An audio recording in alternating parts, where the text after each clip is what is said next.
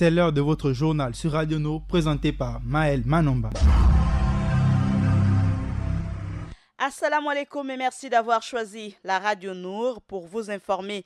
Nous sommes le dimanche 9 décembre 2018. Il est 16h à Libreville et dans tout le Gabon. En titre, dans cette édition d'information, nous vous livrerons le communiqué de la Haute Autorité de la Communication. Échange entre assureurs africains au cours de la conférence internationale des contrôles d'assurance et de réassurance, la CICARE, la Commission européenne qui a rendu public le 28 novembre dernier une liste des compagnies aériennes ne répondant plus aux normes de sécurité internationale, donc soumises à une interdiction ou à des restrictions d'exploitation au sein de l'Union européenne. 22, c'est le chiffre de notre rédaction. Et comme chaque jour, Adiza Adamou sera avec nous pour nous présenter la page musulmane.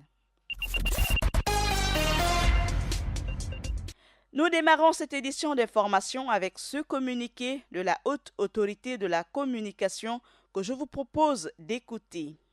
Communiqué de la Haute Autorité de la Communication. La Haute Autorité de la Communication s'est réunie ce jeudi 6 décembre 2018 en séance plénière à la salle habituelle de son siège, 6 à l'avenue de la Libération. Comme de coutume, la séance était présidée par M. Raphaël Ntuntum Kogé, son président. L'ordre du jour portait essentiellement sur l'examen du rapport d'enquête mené par l'Agence nationale des infrastructures numériques et des fréquences relatif à l'inventaire des stations de radio FM et des stations de télévision analogiques qui émettent sur le territoire national. Il ressort du dit rapport ce qui suit. 1. Sur un total de 73 stations de radio FM enregistrées au Gabon, 39 sont en situation irrégulière. 2. Sur un total de 19 stations de télévision analogiques enregistrées au Gabon, 14 sont en situation irrégulière. Avec le soutien de l'Agence nationale des infrastructures numériques et des fréquences, la Haute Autorité de la Communication entend mettre un terme à cette situation. Aussi, la HAC décide-t-elle de convoquer chronologiquement les différentes stations de radiodiffusion et de télédiffusion à son siège suivant le calendrier ci-après. Le lundi 10 décembre 2018 à partir de 9h, les radiodiffusions de la province de l'Estuaire, il s'agit de Colombe de Vie, La Voix de la Cité, Radio Sport, Fréquence Espoir, La Voix de Cougouleux, Label Radio, Radio Nostalgie, Radio Ubuntu, Shekina FM, Radio Canal Océan, Radio Mapan FM, Hit Radio, Radio Med, Radio Bethel, Black FM, Radio Renaissance, Radio Black X Stream, Radio Jet Set, Radio Urban FM, Eben Radio, Top FM. Le mercredi 12 décembre 2018 à partir de 9h, les stations de télévision analogiques de l'Estuaire, il s'agit de Télé Africa, Bethel Média, Renaissance TV, Canal Espoir, Canal 7, TV+, TV Shekina. Le lundi 17 décembre 2018 à partir de 9h, les stations de radio FM de l'intérieur du pays, il s'agit de Radio Koussou FM, Radio Mvuna, Radio Ubuntu, Radio Lampassa, G3 Radio, Radio Mouila, Fréquence M, Radio La Voix de la Dola, Radio Bagno, Radio KFM, Radio Credo, Radio Alpha FM, Radio Canal Delta, Radio Eben, Radio Ado FM, Radio Nord-Sud, Radio Trois Frontières.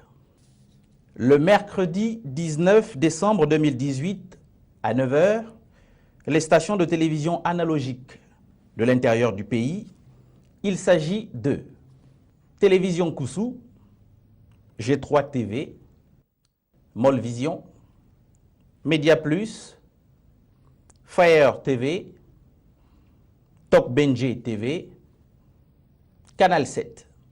La Haute Autorité de la Communication rappelle que toute personne qui, pour une raison ou pour une autre, n'aura pas déféré à la présente convocation, s'expose à des sanctions administratives et ou pécuniaires conformément aux dispositions pertinentes de l'article 45 de l'ordonnance numéro 000-10/PR/2018 du 23 février 2018 portant création, organisation et fonctionnement de la Haute Autorité de la Communication. Fait à Libreville le 6 décembre 2018 pour la Haute Autorité de la Communication, le président Raphaël Ntoutoum-Kogé. Je vous remercie. C'était à l'instant le communiqué de la Haute Autorité de la Communication. L'adoption de l'exercice budgétaire à venir était au cœur des échanges entre assureurs africains au cours de la 129e session de Libreville. La présidente du conseil d'administration de la SICARE, Patricia Amaeba-Koho, nous fait le point. La SICARE affiche un chiffre d'affaires de 51 milliards de francs CFA, ce qui est une performance remarquable pour une entité africaine de réassurance. Ça prouve à suffisance aussi que le conseil d'administration, représenté majoritairement par les États africains membres de cette compagnie de réassurance, sont très suivis et que le conseil d'administration prend au sérieux son rôle qu'il joue, mais aussi saluer les efforts fournis par les personnels de la SICARE qui prennent au sérieux aussi les responsabilités qui sont les leurs. Pour ce qui concerne 2019, il y a en perspective la session légale qui va prendre effet à partir de 20 parce que ce sont les conclusions de l'Assemblée générale des États membres qui s'est tenue à Paris. Les sinistres sont maîtrisés, les risques sont maîtrisés. À ce titre-là, je ne peux que féliciter la direction générale. La SICARE est un réassureur communautaire de la conférence interafricaine des marchés d'assurance en activité depuis déjà 34 ans. La SICARE a été créée en 1981 par les 12 États membres de la zone franc d'alors, à savoir le Bénin, le Burkina Faso, le Cameroun, la Centrafrique, le Congo, la Côte d'Ivoire, le Gabon, le Mali, le Niger, le Sénégal, le Tchad et le Togo. La Commission européenne a rendu publique le 28 novembre dernier la liste des compagnies aériennes ne répondant plus aux normes de sécurité internationale, donc soumises à une interdiction ou à des restrictions d'exploitation au sein de l'Union européenne.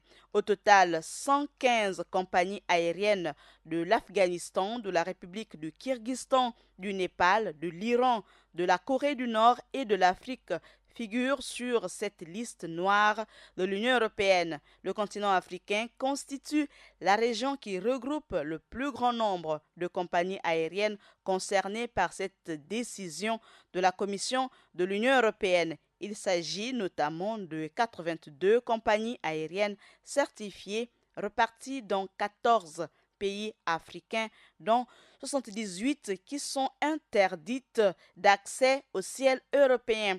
Pour ce qui est du Gabon, notre pays, 6 compagnies aériennes sont toujours blacklistées. Il s'agit respectivement d'Afrique Aviation, Allégeance Air Touriste, National Régional Transport, Sky Gabon, Solenta Aviation Gabon et Tropical Air Gabon. 2 autres compagnies, Afrijet et Nouvelle Air Affaires, SN2AG, sont quant à elles soumises à une restriction opérationnelle et ne peuvent effectuer des vols en Europe que si elles utilisent des types d'aéronefs particuliers, précise le communiqué de la Commission de l'Union européenne. 22, c'est le chiffre de notre rédaction, juste pour rappeler que la Cour constitutionnelle gabonaise rendra ce jeudi 13 décembre le délibéré sur les 22 dossiers sur un total de 44 recours reçus dans le cadre du contentieux électoral issu des élections législatives du 6 et 27 octobre dernier. Nous ouvrons à présent notre page musulmane avec Adiza Adamou Essono. Assalamu alaikum Adiza. Wa alaikum salam Maël. Dans la page musulmane du jour, on parle de l'Organisation des Nations Unies qui souhaite relancer le dialogue au Sahara occidental. On évoque aussi les hommages rendus à Sidi Lamine Niasse, le patron de la presse sénégalaise. Et pour finir, on parle de l'affaire Khashoggi où un procureur turc demande l'arrestation de 2 proches de Mohamed Ben Salman. On ouvre cette page musulmane au Sahara occidental où l'ONU tente de relancer le dialogue. Le dialogue sur le Sahara occidental doit reprendre Maël ce mercredi 5 décembre. Les discussions se dérouleront pendant 2 jours au Palais des droits de l'homme des Nations Unies de Genève. Le Sahara occidental est situé au sud du Maroc à la frontière avec la Mauritanie et l'Algérie.